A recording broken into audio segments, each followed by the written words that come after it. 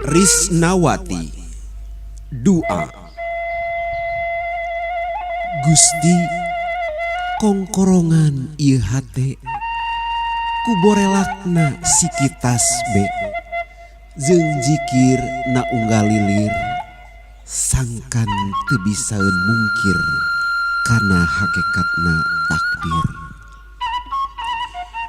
Gusti, ceboran ieu rasa kuweningna ayat Quran jeung luhurna darajat iman sangkan ajeg na tangtungan.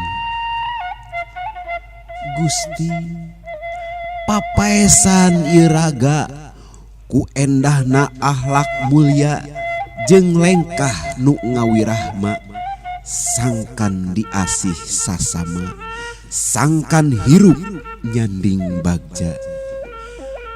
Gusti, ieu hate, ieu ras, ieu raga kuring teu ngaboga-boga